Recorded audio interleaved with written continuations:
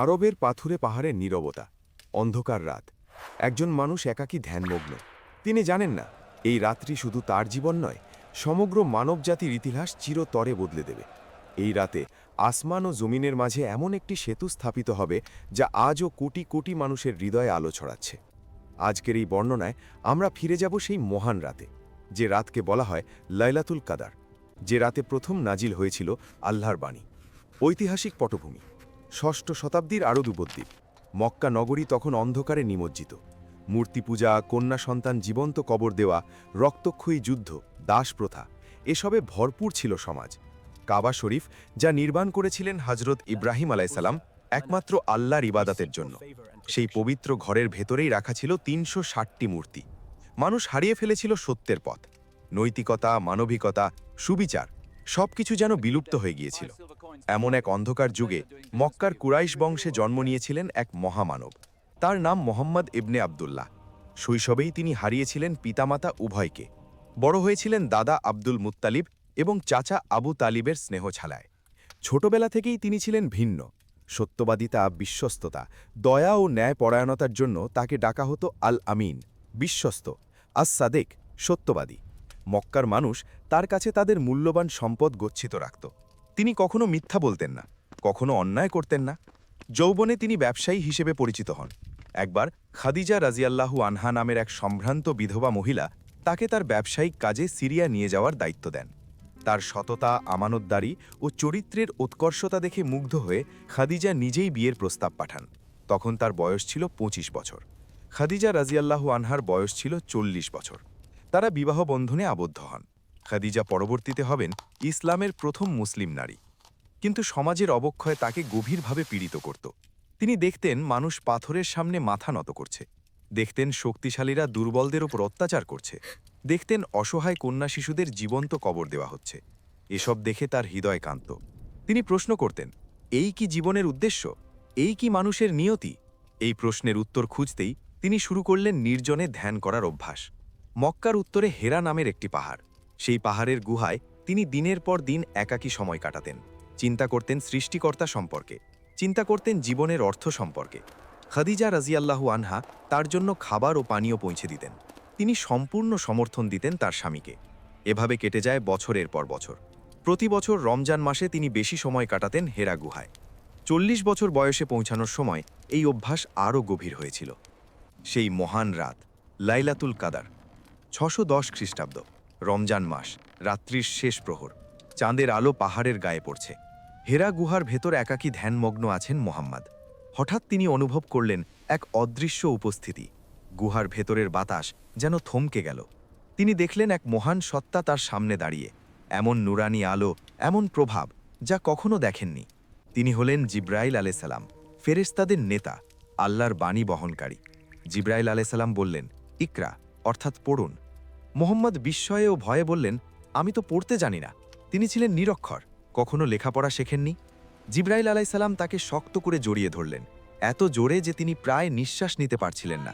তারপর ছেড়ে দিয়ে আবার বললেন, ইকরা। আবার তিনি বললেন, আমি পড়তে জানি না। জিব্রাইল আবার তাকে শক্ত করে জড়িয়ে ধরলেন, আবার ছেড়ে দিলেন। তৃতীয়বার বললেন, ইকরা। এবার তিনি জিজ্ঞাসা করলেন, কি পড়ব?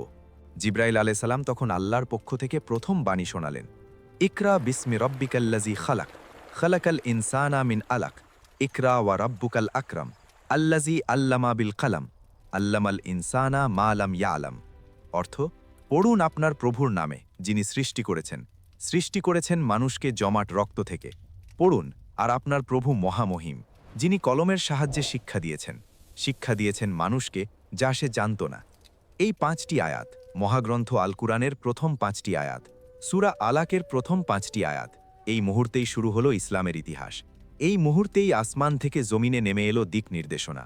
এই মুহূর্তেই মানব জাতির জন্য খুলে গেল হেদায়াতের দরজা। প্রতিফলন: প্রথম ওহির তাৎপর্য। লক্ষ্য করুন, আল্লাহ তাআলা প্রথম যে শব্দ নাজিল করলেন তা হল ইকরা, পড়ুন। জ্ঞান অর্জনের নির্দেশ। যে সমাজে অন্ধকার ছিল, অজ্ঞতা ছিল, সেখানে আলো জ্বালানোর প্রথম পদক্ষেপ ছিল জ্ঞান। আল্লাহ বললেন, তিনি শিক্ষা দিয়েছেন কলমের সাহায্যে, মানে লেখাপড়া, জ্ঞান, গবেষণা, এসবই ইসলামের মৌলিক শিক্ষা। আরেকটি বিষয় লক্ষণীয়, যিনি এই বাণী পেলেন তিনি নিজে ছিলেন নিরক্ষর, কখনো পড়তে বা লিখতে শেখেননি। অথচ তার মাধ্যমেই এলো এমন এক গ্রন্থ যার ভাষা, অলঙ্কার, গভীরতা আজও অনতুলনীয়। এটাই প্রমাণ করে এটি মানুষের রচনা নয়, এটি স্রষ্টার বাণী। ভয় ও কম্পন। প্রথম ওহী আসার পর মুহাম্মাদের শরীর কাঁপছিল, ভয় ও বিস্ময়ে তার হৃদয় প্রকম্পিত হচ্ছিল। এমন অভিজ্ঞতা তো তিনি কখনো পাননি। তিনি দ্রুত গুহা থেকে বেরিয়ে নিচে নামতে শুরু করলেন। পাহাড়ের পথ বেয়ে ছুটছিলেন। মনে ভয়, মনে প্রশ্ন, কি হলো? এটা কি ছিল? হঠাৎ তিনি শুনলেন একটি আওয়াজ মাথার উপর থেকে। তিনি তাকালেন, দেখলেন জিব্রাইল আলাইসাল্লাম আসমান ও জমিনের মাঝে বিশাল আকৃতিতে দাঁড়িয়ে। তিনি বললেন, হে মুহাম্মদ, আপনি আল্লাহর রাসূল আর আমি জিব্রাইল আলাইসাল্লাম। যেদিকেই তিনি তাকাচ্ছিলেন সেদিকেই দেখছিলেন জিব্রাইল আলাইসাল্লামকে। তিনি আর দৌড়াতে পারছিলেন না, দাঁড়িয়ে পড়লেন। তারপর ধীরে ধীরে বাড়ির দিকে ফিরলেন। খাদিজার ঘরে প্রত্যাবর্তন। বাড়িতে পৌঁছে তিনি কাঁপছিলেন। খাদিজা রাজিয়াল্লাহু আনহা বুঝতে পেরেছিলেন কিছু একটা ঘটেছে। তিনি তাকে কম্বল দিয়ে ঢেকে দিলেন। তিনি বললেন, জাম্মিলুনি জাম্মিলুনি, অর্থাৎ আমাকে ঢেকে দাও, আমাকে ঢেকে দাও। খাদিজা রাজিয়াল্লাহু আনহা তাকে সান্ত্বনা দিতে লাগলেন। তিনি শান্ত হওয়ার পর সব ঘটনা খাদিজাকে বললেন, আমি আমার নিজের জন্য ভয় পাচ্ছি। খাদিজা রাজিয়াল্লাহু আনহা ছিলেন অসাধারণ বিচক্ষণ। তিনি বললেন, না, কখনো না। আল্লাহর কসম, আল্লাহ আপনাকে কখনো লাঞ্ছিত করবেন না। আপনি আত্মীয়তার সম্পর্ক রক্ষা করেন, অসহায়দের বোঝা বহন করেন, নিঃস্বদের সাহায্য করেন, মেহমানদের আপ্যায়ন করেন, বিপদগ্রস্তদের সাহায্য করেন। ওয়ারকা ইবনে নৌফালের কাছে খাদিজা রাজিয়াল্লাহু আনহা তাকে নিয়ে গেলেন তার চাচাতো ভাই ওয়ারকা ইবনে নৌফালের কাছে। তিনি ছিলেন বয়োবৃদ্ধ, অন্ধ, কিন্তু অত্যন্ত জ্ঞানী। তিনি ইহুদি ও খ্রিস্টান ধর্মগ্রন্থ পড়েছিলেন, আগের নবীদের ইতিহাস জানতেন। মোহাম্মদ তাকে পুরো ঘটনা বললেন। ওয়ারকা বললেন, এ হলেন সেই নমুস অর্থাৎ জিব্রাইল, যিনি মুসা আলাই সালামের কাছে এসেছিলেন। হায়, আমি যদি তখন যুবক থাকতাম, আমি যদি সেদিন জীবিত থাকতাম যেদিন তোমার জাতি তোমাকে বের করে দেবে। মোহাম্মদ বিস্মিত হয়ে বললেন, তারা কি আমাকে বের করে দেবে? ওয়ারকা বললেন, হ্যাঁ, যে কেউ তোমার মতো বাণী নিয়ে এসেছে তার সাথে শত্রুতা করা হয়েছে। যদি আমি সেদিন বেঁচে থাকি তবে আমি তোমাকে পূর্ণ সাহায্য করব। ওয়ারকার এই ভবিষ্যৎবাণী সত্য হয়েছিল, তবে তিনি বেশি দিন বাঁচেননি। প্রতিফলন, ভবিষ্যতের ইঙ্গিত। লক্ষ্য করুন, প্রথম ওহী আসার পরপরই ইঙ্গিত এসে গেল, এই পথ সহজ হবে না। নিজের মানুষেরাই বিরোধিতা করবে, অত্যাচার করবে, তবুও সত্যের পথ চলতে হবে। এটাই নবীদের সুন্নাত, এটাই সত্যের পথ। ওয়াহি বিরতি, ফতরাতুল ওয়াহি। প্রথম ওয়াহির পর কিছুদিন আর কোনো ওয়াহি আসলো না। এই সময়কে বলা হয় ফতরাতুল ওয়াহি, ওয়াহির বিরতি। এই সময় তিনি ভীষণ উদ্বিগ্ন হয়ে পড়লেন। তিনি ভাবলেন, হয়তো আল্লাহ তার উপর অসন্তুষ্ট হয়েছেন। তিনি আবার হেরা গুহায় যেতেন, জিব্রাইলের অপেক্ষায় থাকতেন। ইতিহাসবিদরা বলেন, এই বিরতি ছিল 6 মাস থেকে 2.5 বছরের মধ্যে। এই সময়টা ছিল অত্যন্ত কঠিন। তিনি পেরেশান থাকতেন, মনে হতো হয়তো সব শেষ হয়ে গেছে। দ্বিতীয় ওহী, সূরা মুদ্দাসসির। তারপর একদিন হঠাৎ আবার জিব্রাইল আলাইসালাম এলেন। এবার নাজিল হল সূরা মুদ্দাসসিরের প্রথম কয়েকটি আয়াত। ইয়া আইয়ুহাল মুদ্দাসসির কুম ফাআনজির ওয়ারাব্বাকা ফাকাব্বির ওয়া সিয়াবাকা ফাতাহহির ওয়ার রুজ্জা ফাহজুর। অর্থ, হে চাদর আবৃত, উঠুন এবং সতর্ক করুন, আর আপনার প্রভুর শ্রেষ্ঠত্ব ঘোষণা করুন, আর আপনার পোশাক পবিত্র করুন, আর অপবিত্রতা বর্জন করুন। এই ছিল দায়িত্বের আনুষ্ঠানিক ঘোষণা। এখন থেকে মানুষকে সত্যের দিকে ডাকতে হবে, মূর্তি পূজা থেকে সরিয়ে একমাত্র আল্লাহর দিকে আনতে হবে, অন্ধকার থেকে আলোর দিকে নিয়ে যেতে হবে। প্রতিফলন, মিশনের শুরু। এই আয়াতগুলো স্পষ্ট করে দিল, এটা শুধু ব্যক্তিগত অভিজ্ঞতা নয়, এটা সমাজ পরিবর্তনের মিশন।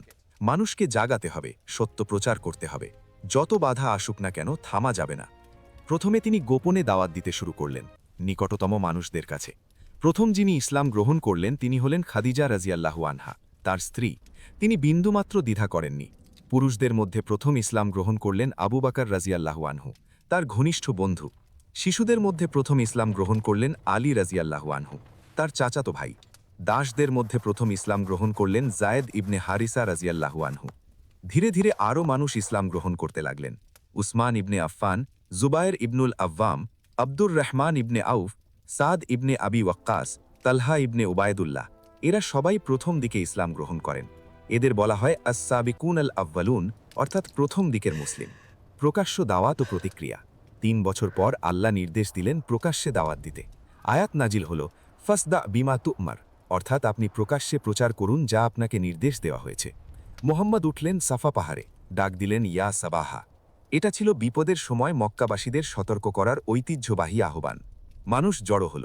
তিনি বললেন, যদি আমি তোমাদের বলি এই পাহাড়ের পেছনে একটা বাহিনী তোমাদের আক্রমণ করতে আসছে, তোমরা কি আমাকে বিশ্বাস করবে? সবাই বলল, হ্যাঁ, আমরা কখনো মিথ্যা বলতে দেখিনি। তিনি বললেন, তাহলে আমি তোমাদের সতর্ক করছি এক কঠিন শাস্তির সম্পর্কে। তোমরা মূর্তি পূজা ছাড়ো, একমাত্র আল্লাহর ইবাদত করো। এই ঘোষণা মক্কার নেতাদের রাগান্বিত করল। তারা ভাবল, এতে তাদের ব্যবসা, ক্ষমতা, সম্মান সব শেষ হয়ে যাবে। শুরু হলো নির্যাতন।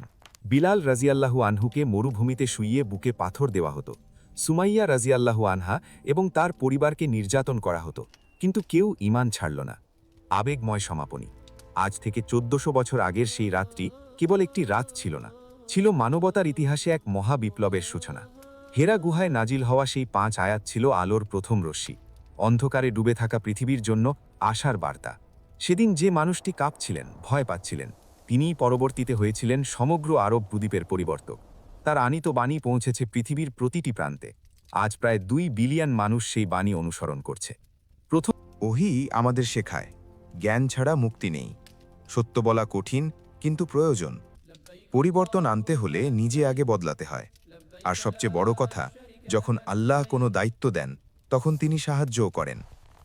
হেরা গুহার সেই মুহূর্তে শুধু একজন মানুষ নবুয়ত পাননি, পেয়েছিল গোটা মানবজাতি, পেয়েছিল জীবন বিধান, পেয়েছিল মুক্তির পথ। আজও যখন আমরা কুরআন তিলাওয়াত করি, মনে রাখি সেই রাতের কথা, সেই একাকী মানুষটির কথা, যিনি আমাদের জন্য কষ্ট সহ্য করেছেন, সেই মহান বাণীর কথা, যা আজও আমাদের পথ দেখায়। ইকরা, পড়ুন, জানুন, বুঝুন, শিখুন। এই ছিল প্রথম নির্দেশ। এই হোক আমাদের জীবনের লক্ষ্য। আল্লাহ আমাদের সবাইকে কুরআনের বাণী বুঝার এবং মানার তৌফিক দিন। আমিন।